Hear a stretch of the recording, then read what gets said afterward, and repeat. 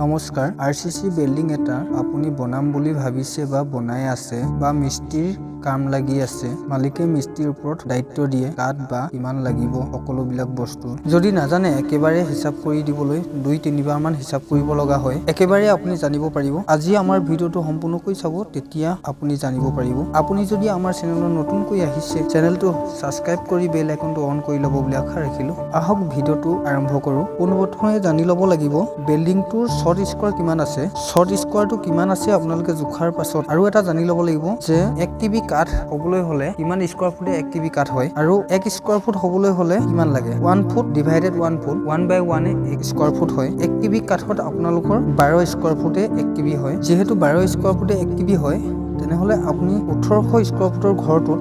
শৰ্টত তেতিয়া আপোনালোকৰ কাঠ লাগিব 1800 স্কোয়াৰ ফুট 1800 স্কোয়াৰ ফুট দৰকাৰ হলে আপোনালোকৰ কেবিক লৈ আহিব লাগিব তেতিয়া 12 হৰণ কৰিব লাগিব আপোনালোকৰ তেতিয়া 150 কেবি কাঠ হ'ব 150 কেবি শৰ্টৰ কাৰণে 150 কেবি হৈ গ'ল আৰু থাকি গ'ল আপোনালোকৰ ভীমৰ কাঠ এটা ভীমত দুইটা সেটে দুখন গাল মাৰিব লগা হ'ব আপোনালোকক দেখাবলৈ এটা হিচাপত মই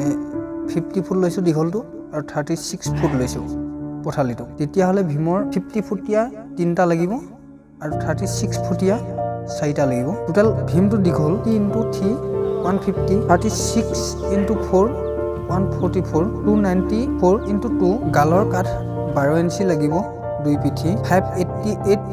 স্কোয়াৰ ফুট হল 588 ডিভাইডেড তেতিয়া 49 কেবি ভীমৰ কাঠ লাগিব আপোনালোকৰ এতিয়ালৈকে শৰ্টৰ আৰু ভীমৰ লগ খাই 199 কেবি কাঠ দৰকাৰ হৈ আছে আৰু থাকি গ'ল আপোনালোকৰ 2-3 কাঠ যিবিলাক নেকি কাঠটো ৰাখিবলৈ কাৰণে 2-3 কাঠ দৰকাৰ হ'ব 2-3 কাঠ আপোনালোকক 30 কেবি 1800 স্কোয়াৰ ফুটৰ ঘৰটোত 30 কেবি আপোনালোকৰ 2-3 কাঠ দৰকাৰ হ'ব টোটাল হ'ল গৈ 229 কেবি আপোনালোকৰ শৰ্ট সম্পূৰ্ণ ভীম শৰ্ট কাঠ টোটাল হৈ গ'ল 1800 স্কোয়াৰ ফুটৰ ঘৰটোত আপোনালোকৰ 230 কেবি সম্পূৰ্ণ হৈ যাব আপোনালোকে বুজি পালে আমাৰ ভিডিওটোৰ জৰিয়তে কাঠ শৰ্টৰ কাঠ কেনেকৈ হিচাপ কৰিব পাৰি এতিয়া সহজতে আপোনালোকে মুখৰতে ওলাবলৈ পাৰিব নিশ্চয় আজিলৈ ভিডিওটো ইমানেই আপোনালোকে এটা লাইক কমেন্ট আৰু শ্বেয়াৰ সাবস্ক্ৰাইব কৰিবলৈ কেতিয়াও নেপাহৰিব বুলি আশা কৰিলো ধন্যবাদ